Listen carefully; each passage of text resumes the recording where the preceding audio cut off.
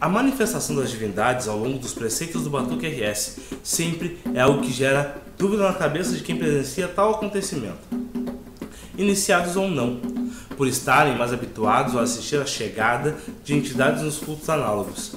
Ao assistir à ocupação do filho, já associa as duas coisas. Não há nada mais errôneo que isso, mas afinal, como funciona esse fenômeno? Continue conosco e descubra as curiosidades sobre a ocupação do cavalo de santo pelo orixá. Olá, família batuqueira, a benção dos mais velhos, a benção dos mais novos, a boa a todos. Eu sou o Babafio e esse é o canal Batuque RS. Antes de entrar no assunto, você já sabe, curta o vídeo para continuar nos ajudando e se ainda não é inscrito no canal, o botão fica logo aí abaixo. No batuque, a manifestação do orixá é chamada de ocupação e em vários aspectos se diferencia do que é conhecido como incorporação, comum na Umbanda e na Quimbanda. Para começar, tratam-se de designações distintas, utilizadas em religiões diferentes, Umbanda e Batuque, respectivamente, para denominar a manifestação de entidades, no caso da primeira, e divindade, no caso do nosso culto afro. Mas o que os difere? Comecemos com a incorporação. Esse fenômeno nada mais é que a autorização do médium para que o espírito de luz, a entidade, se manifeste em seu corpo e através disso possa trabalhar em um terreiro para que tanto o médium quanto a entidade obtenham evolução espiritual. Isso em linhas gerais. Peço desculpas aos praticantes que têm um conceito diferente e os convido a deixar suas opiniões nos comentários. Como sempre digo, conhecimento não ocupa lugar no espaço. Na incorporação, é comum o médium sentir a energia chamada também de fluido das suas entidades quando as mesmas estão prestes a tomar o seu corpo. Mas isso não ocorre de forma instantânea. Muitos templos, inclusive, para auxiliar a manifestação das entidades e estabelecer uma mais forte ligação dela com o seu médium, promovem as chamadas sessões de desenvolvimento, o que os ajuda a entrar em harmonia com suas entidades. Esse fenômeno tem como característica os estágios de consciência, onde muitas das matérias permanecem com algum sentido, mesmo não tendo controle do seu corpo. Sentido como visão ou audição, geralmente são preservados nas primeiras manifestações das entidades, causando surpresa ao médium, que ao longo do desenvolvimento perdem totalmente a consciência ou aprendem a lidar com tais aspectos. Acredita-se que na incorporação as entidades tomem um médium de fora para dentro, de uma maneira lenta o suficiente a ponto da pessoa perceber o que está ocorrendo. Agora, a ocupação. Quando falamos de ocupação, estamos falando da manifestação do orixá no batuque. Um dos fatores que diferem da incorporação é que o cavalo de santo, aquele que recebe o orixá, não sente a coisa acontecer. Acredita-se que a ocupação ocorra de dentro para fora em milésimos de segundo, tão rápido que não há tempo da pessoa sentir. Isso existe por duas razões específicas. A primeira e mais importante é que o cavalo de santo não pode saber que se ocupou ou que foi ocupado pelo orixá.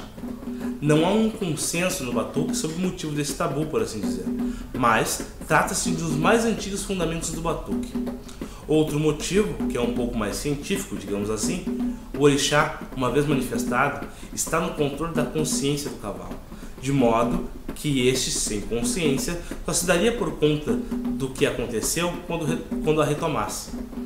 Como a ocupação se dá em duas etapas, a função da segunda seria justamente equilibrar a consciência da pessoa, restabelecer sua memória, de modo que ao voltar o filho tenha em mente que ele e não seu orixá esteve ali durante todo o ritual, participando e interagindo com seus irmãos.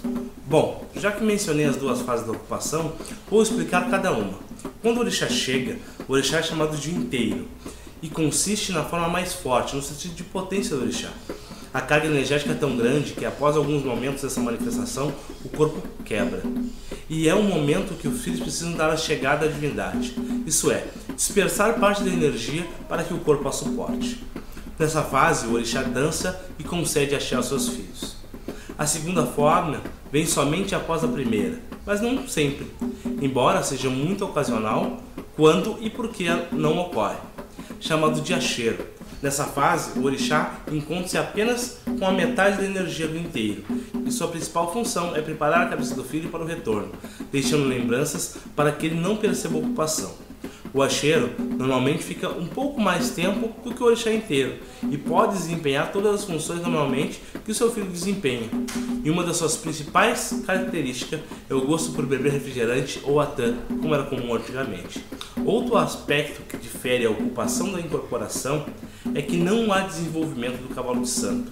Ou seja, não é tido como comum nas casas de batuque colocar a pessoa para girar para que o seu orixá chegue, deixando para que o mesmo chegue de forma natural e quando quiser pela primeira vez, afinal de contas, não são todos que são cavalos de santo.